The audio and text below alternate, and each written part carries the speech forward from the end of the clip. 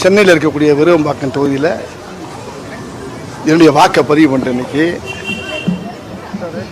அதே மாதிரி எல்லா பேரும் தமிழ்நாட்டில் இருக்கக்கூடிய அத்தனை குடிமக்களும் வாக்கு உள்ளவங்க எல்லாருமே வந்து அவங்க ஓட்டை கண்டிப்பாக தயவு பண்ணி சிரமம் பார்க்காம பதிவு பண்ணுறது நம்ம நாட்டுக்கு நல்லது. தயவு பண்ணி எல்லாருமா வந்து தன்னுடைய ஓட்டை 6 மணிக்குள்ளே வந்து எல்லாரும் பதிவு பண்ணிட்டா ரொம்ப நல்ல விஷயம். இதான் என்னுடைய தாழ்மையான வேண்டும். அரசியல் என்பது ரீடேக் எடுக்க முடியாது அப்படிங்கிறாங்க. நீங்க எப்படி பாக்குறீங்க? யார் சொல்றா?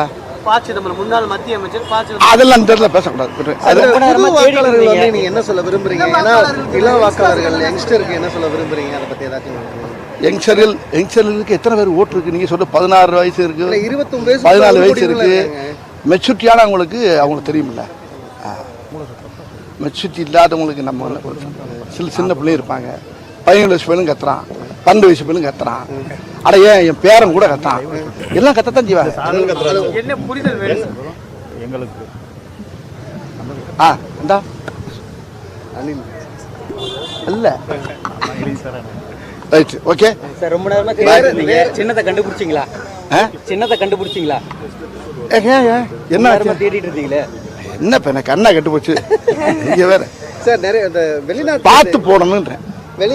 வெளிநாட்டுல இருந்து நிறைய பேர் வந்து இந்த முறை வந்து எப்போதும் இல்லாதவங்க வந்து வாக்களிச்சிருக்க மாதிரி ஒரு தகவல் வருது. இது எப்படி பாக்க நல்ல விஷயமா எடுத்துக்கிறோம். ஏன் இப்ப ஏன் வெளிநாட்டுல இருந்து எதுக்கு வந்து ஓட்டு போட்ட யாரை கேட்டாங்க வந்து நான் கேட்க முடியும்? எப்போதும் இல்லாதவங்க இப்ப நிறைய பேர் வந்து ஓட்டு போடுறாங்க, மகிழ்ச்சியா இருக்கு. எப்படி வரட்டு, அது மகிழ்ச்சி தானே. நம்ம மக்கள் தானே, தமிழங்க தானே, தமிழ்நாட்டு மக்கள் தானே, வந்து ஓட்டு போட்டு போட்டோம்.